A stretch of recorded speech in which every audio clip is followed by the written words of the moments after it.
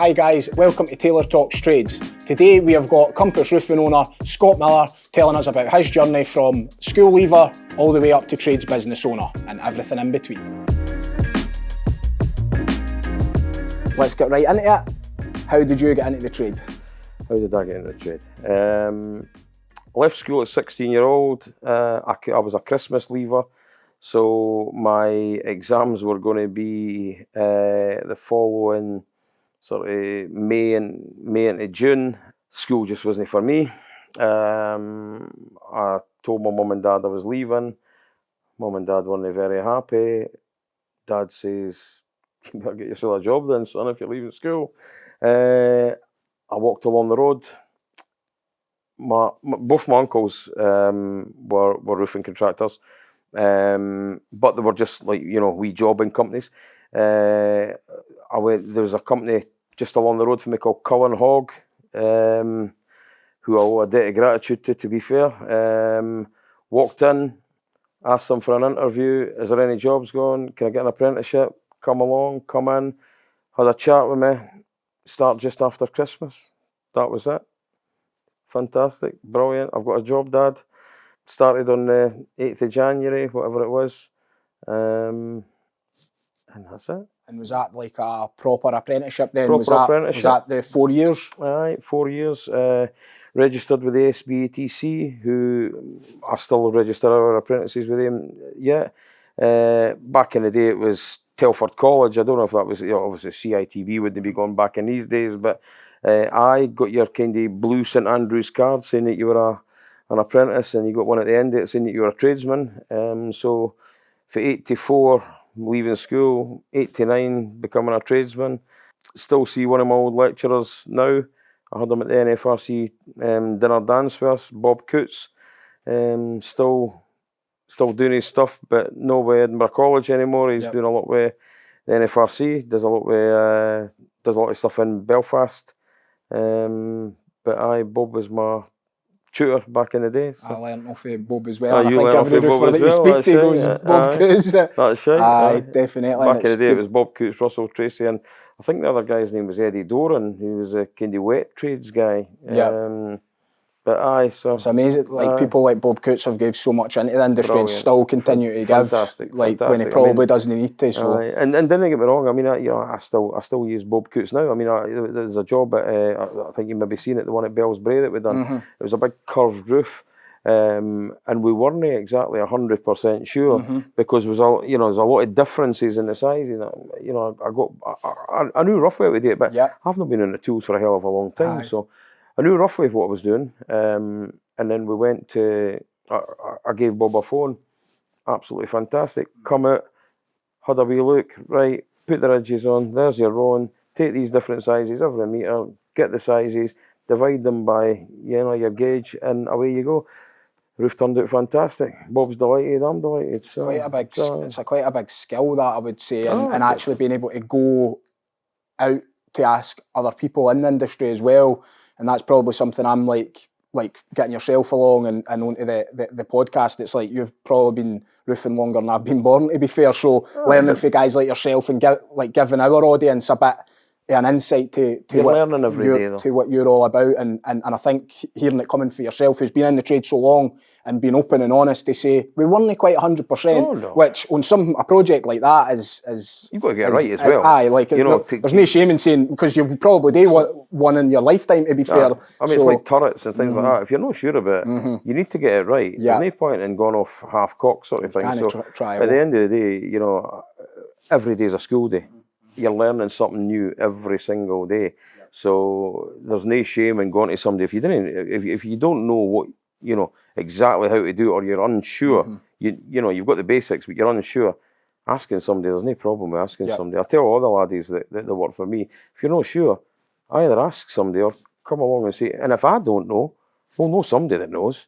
And that's the way people learn. And the transition then, so you've done the apprenticeship, the 4 years. What was then the transition? What was the thought process of, I'm going to go and do this on my own? Very different for me back in the day. So basically back in the day, when I was finished my apprenticeship, there was loads of tradesmen. there was loads of work, and there was loads of laddies coming through. And Alan Hogg, who actually stays in the next street to me now, he's obviously retired, Alan, for Cullen Hogg. But Alan Hogg says, took me aside at the once I'd finished my time, and says, listen, he says, I think you really need to leave Cullen Hogg and go, because he says, because you're always going to be the laddie here. You're always going to be seen as, you know, you're not really going to, your tradesmen are always going to see you as the laddie. For you to go out and actually be a tradesman, go somewhere else and work. Which I did for a number of years, about maybe 2.5 years, I think, and then we were always doing homers and jobbing at the weekend and things like that. Back in the day, and it was always good that some of the tradesmen that you were working with wanted you to work with them, and that's when you knew that you were half decent, because at the end of the day, they wouldn't. You know, some of the laddies that were, I keep saying laddies, I mean, obviously, I don't know if I'm allowed to say laddies all the time, because there's obviously women going to be coming into the industry fairly soon, I hope, anyway.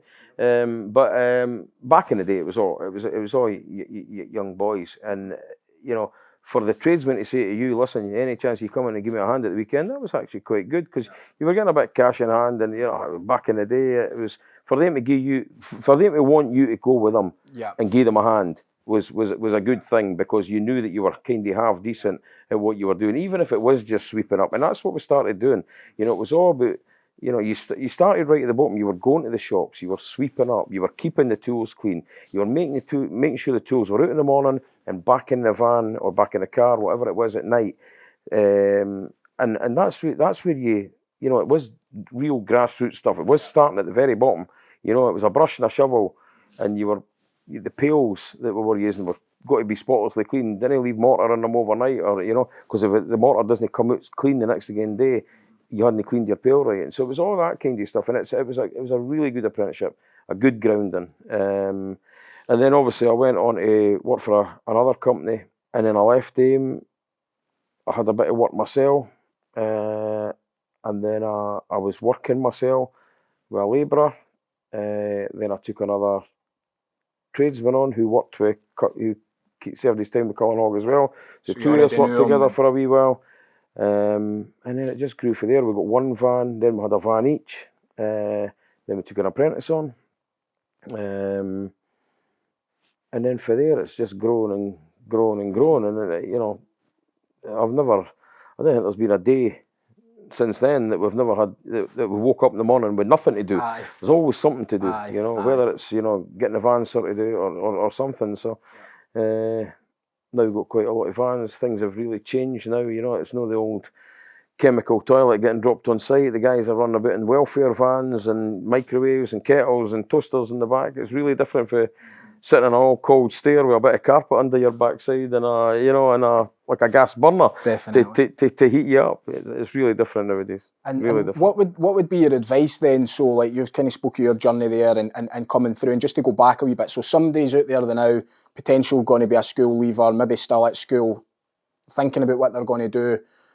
What advice would you give them to say get into the trade? I think once they're in there, you've covered there that like a good benchmark is to want tradesmen to take you. That was a great bit of advice there. That was a wee golden nugget. The thing for me is, and as I've touched on before in our chat earlier on, I think there's a lot of, we talk about pressure on kids, and you know, for all sorts of reasons, and there is a lot of pressure on kids growing up.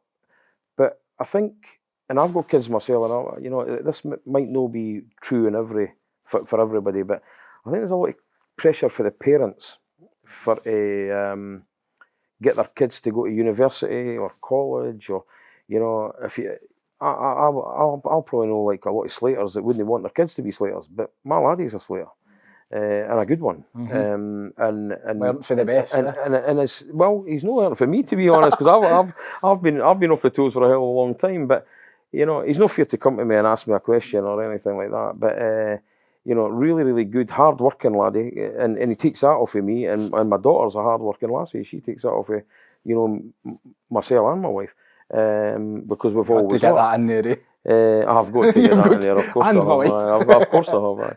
There's a lot of parents that want their kids to go to university or college. What are they going to get at the end of it? They're going to get a student debt, and they're going to get themselves a knowledge that they probably can't use. If the young person wants to be a slater or a joiner or a mechanic, let them do it. Let them do what they want to do. It shouldn't be frowned upon. It's almost like, because I'm not academical, I'll go and get a trade, and that's probably myself how I fell into it, and maybe similar to you, but it was kind of seen as the lesser thing back in the day, but it really doesn't have to be like that. It doesn't have to be like that. You can make good money, you can make a good living, it's safe, it's cleaner these days, you know, the conditions are better these days. We touched on earlier on, you know, if there was mining these days, it would be better and safer than, you know, 40, 50 years ago, because, you know, everything's evolving. The trades are evolving as well. And everything is now geared up to the employee as opposed to the employer. You've got to treat them right. I mean, back in the day, I think I got a cuff round the lug a few times. You know, you're not allowed to do that to them these days. Although you would like to, some of them. But listen, it's being in the slating industry, or the roofing industry as a whole. You make a lot of money. You can make a good living. You're treated properly. You're not running about with your backside hanging out your trousers anymore. Like, you know, you're properly kitted out, you know, for the job. Most companies these days have got the lads kitted out with t-shirts, hoodies, wet-proof jackets, you know, high-vis jackets, hard hats, proper harnesses. You're not just wrapping a rope around your leg and getting sent down a roof anymore. You get harness training. There's loads of training these days as well. You know, abrasive wheel, working at height, harness awareness training, asbestos training, you know, you name it. I mean, there's loads of different. If you get yourself in a decent company, or if you're going to go yourself, buy into that training and train yourself up on it, because, you know, essentially it could save your life. I like the sound of, like, so without me even asking the question, which was going to be one of my questions, was to say, what kind of culture have you built? It sounds as though you've got a culture where you really do value your team, and you're looking after them, like, for a health and safety aspect. I think not just that, on a personal level as well. I mean, you know, some of them back in the day, you know, mums and dads maybe haven't been around or something like that. You've got to really, you've got to look after them. I mean, you know, you can't have them sort of sitting in the corner eating their piece of cell. It's, you know, you've got to bring them in and make sure that they are all right and give them what they need and give them a hand out, because, you know, we've all needed a hand out in the past.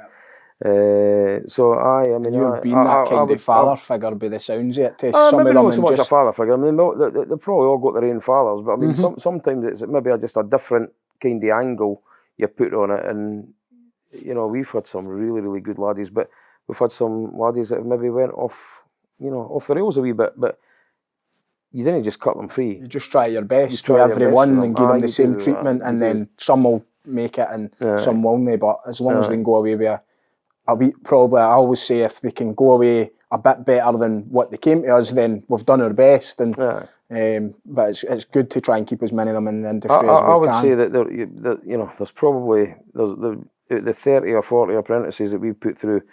You probably only you would find a very small percentage that would come back and say, they didn't treat me right, or they didn't do anything for me. I think we try and treat every laddie that we've ever had, because we've only ever had laddies.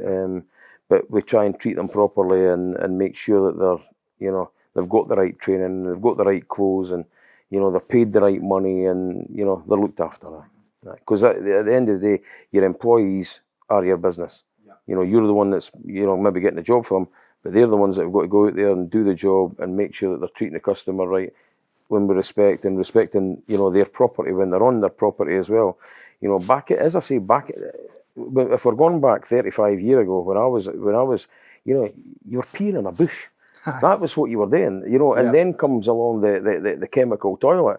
I mean, back in the day, I was sitting in the back of a van going to a job. Christ, you couldn't do that nowadays. I've done that a few times. Of course we've all done that. I remember my first day, that's what happened, and I just thought that was the norm. Like, right from the beginning, it was like lying in the back of the van with the slates juddering about, and a still saw next to you. got the still saw as a wee pillow and that. But then you quickly realise, it's like, when I then went to college, they're like, you shouldn't be in the back of vans, or and the college, to be fair to them, actually probably educate a lot of the students to say, look, this is how you should be looked after. So there's a lot in the industry now to make sure that if you come into this trade, you will get looked after, because it's very hard for a company not to look after their employees these days. I mean, what age are you? I'm 32. You're 32, so I'm 53. So there's 20 odd year of difference here. I mean, going back 20 years, there was probably chemical toilets, but if you're going back 35 years, when I first started, you were genuinely sitting in a stair. You were asking a woman for some hot water for your cup of tea, but you were asking her to put a tea bag and some sugar and milk in it as well, because you were sitting in a stair. It was freezing cold, but that was back in the day. And as I say, you were travelling in the back of a van. If you wanted to lift him, if you didn't, get the bus. But you get dropped in town or something like that, just jump in the back of the van and you've got your legs in the mixer and all the rest of it. But these days, you would be fined heavily if you were putting somebody in the back of a van, because it's dangerous. But back in the day, it didn't really matter. So what would your advice be then? So we've kind of went through the apprenticeship journey, and then so if somebody's out there now, they're a roofer, they're maybe qualified or going to soon be qualified, what's your advice to them if they're maybe thinking about going down the path that we've went down and starting their own business? What would your advice be to them on that? When you say soon to be qualified, if you're talking about a 16-year-old school leaver coming to you and he's worked he's nearly ready to do his skills test when he's 20 or 21, and he does his skills test and passed it, he's not qualified. He's maybe qualified in the sense that you get that wee card saying you're a tradesman. Are you actually qualified to be a proper roofer and do everything that a roofer needs to do if you were stuck on a job yourself? You're not qualified to do that. You're probably not qualified to do that till you're about 25. You need to learn your trade after you've served your time, because you've got to remember that the first couple of years of serving your time, you were fetching, carrying, stripping roofs. You were only doing bits and pieces. Some laddies are exceptional and get stuck in, but some laddies are quite easy to stand at the back and sort of say, no, I'll just watch for a wee while. And it's not until they get to becoming a tradesman effectively that you say, right, come on then, you need to start really getting into this. It's almost, and I would agree with you on that, although I did go out quite early on my own, probably financial circumstances and having kids early and stuff like that probably meant I need to go and earn more, and that was a lot of it, and I did have to be pushed. But I think from the point of view, it's like the 4-year apprenticeship is almost stage one. Then the next 4 years is now you're doing an apprenticeship and being an actual qualified roofer. That's right. And because you're then going from, right, now you're on your own jobs, you have to learn how to deal with customers. If something comes up on the job, you've got to be able to confidently tell them this is what's going on or this is happening, explaining to them. Teaching people, like the next generation's coming through. So are you good enough not only to be a tradesman to do the job, but you're good enough to actually teach these guys that's coming through, and that is a second pillar to almost the apprenticeship. As I said to you before, I mean, there's too many just leave at the end of their time and become bad tradesmen. We touched on Lee McKenzie earlier on. Yep. He was at college with yourself. Fantastic laddie, fantastic laddie, and really good to me. As I said to you before, he come to my door when he was leaving, but I knew that Lee was ready to leave then, and he went with my best wishes, and I says, of course, that's what I'd done, Lee. You need to go, because he's got a family now. He's a wife and one kid at the time. He's now got 2 kids, but doing very well for himself, and he does it the right way. He's had the right training, I'm sure Lee would sit here and say that he's been taught the right way. Maybe the hard way a couple of times, because I had to give him a clip round the ear a couple of times went off, but he went off the rails and all. But no, Lee was fantastic, and we've got a really, really good relationship now. He'll phone up and he'll ask, how do you do that, or can you give me a hand with this, or you got some materials because I can't get them now, and we'll give each other a hand out there. And then I had one of my single ply guys was off a couple of weeks ago. He had twisted his ankle, and I had a job kind of with throat cut, and I says to Lee, look, can you come in and give me a dig out, and he did, and that's the way it should be, and if he needs a hand, I'll do the same for him, And that seems like that's the full journey there. Like Lee's went through that where like you were happy to, like, it's almost like you've got a sense of pride now about that. But it would almost be feel like if someone leaves as soon as their time's served, to you, it's not maybe all so much as like them then giving back to you, but it is almost them going out and just honing the craft properly. Because any of these guys that's out there and start up on their own, like Lee's a prime example, if he's out there and he's doing it properly, like that's a reflection on you. That's right. He's learned his craft at Compass. That's right. It's to be honest. I mean, if you leave right at the back of your time, do you know enough? Have you been on the jobs yourself and run a job? You've but when you go to the next employer and you tell them you're a tradesman, you're expected to do that.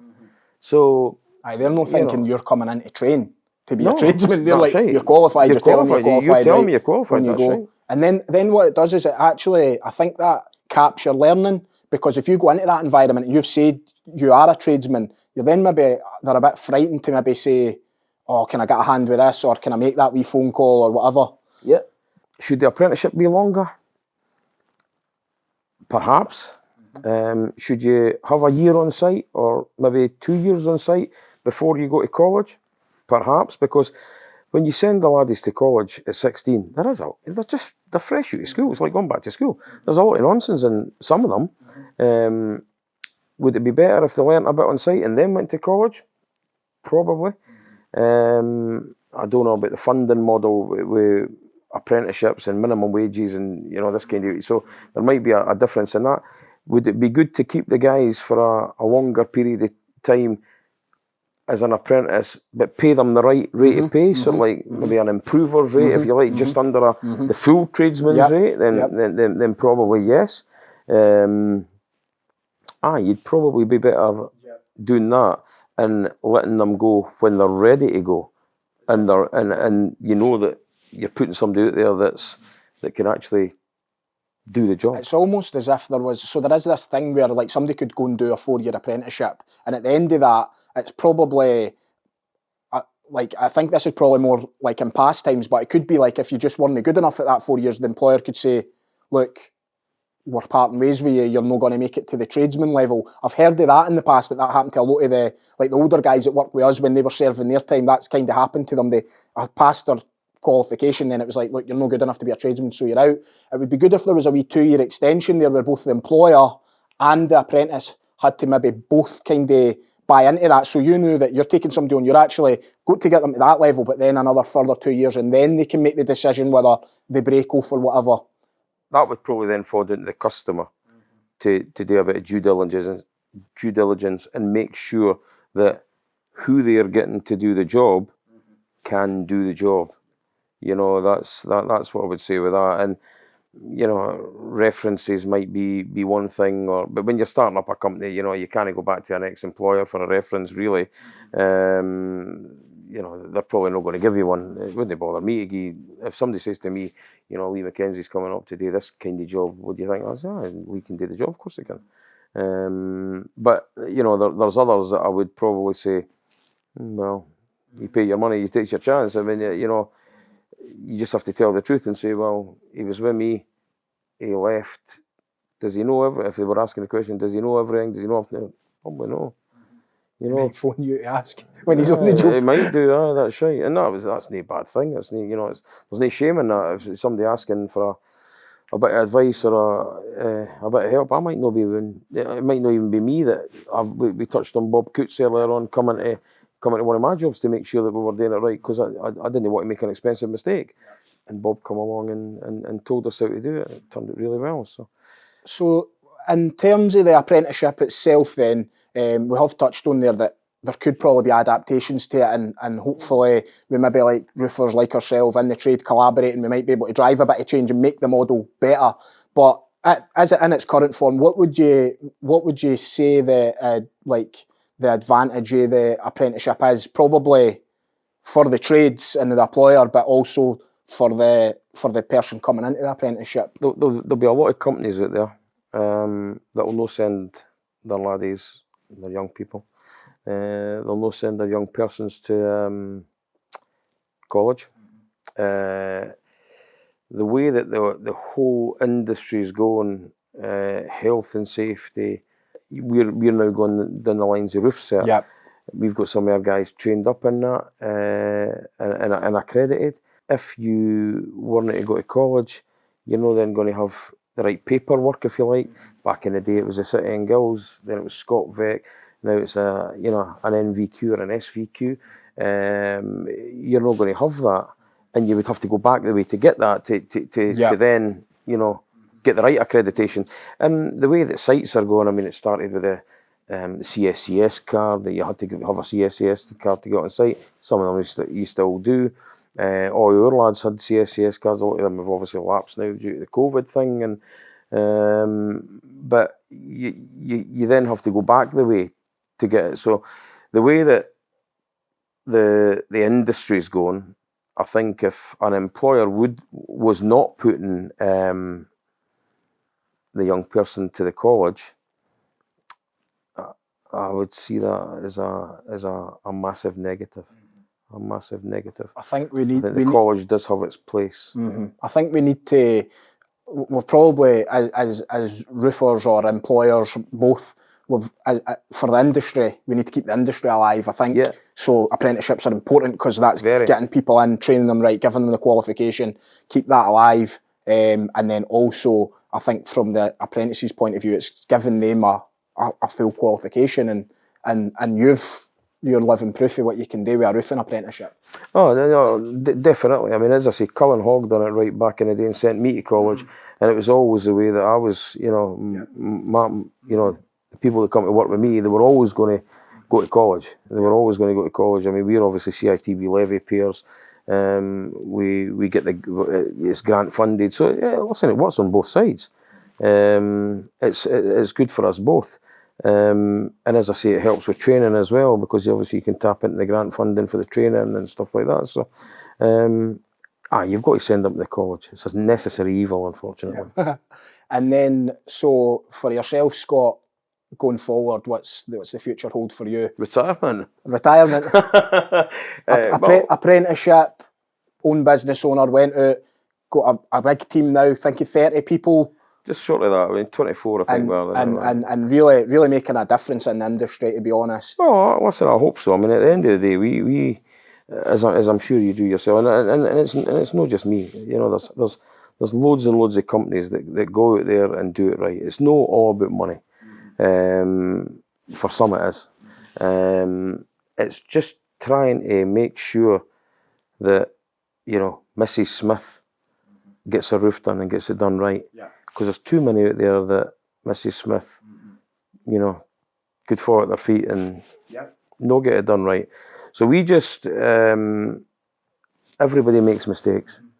If you make a mistake on a job, you want a company that will come back and put it right at their cost. So when you've got Mrs. Smith, you didn't want Mrs. Smith losing money to somebody that's not done the job right. And I've been to survey. I've done surveys on properties that have had probably know the best roofer on the job. So the client's got to do a wee bit due diligence. But listen, anybody that comes to us gets treated properly, gets the job done right. Their property's treated with respect. They're treated with the same respect, and we just try and do things right, and if any laddies, if any young persons that leave me do the same thing, then great.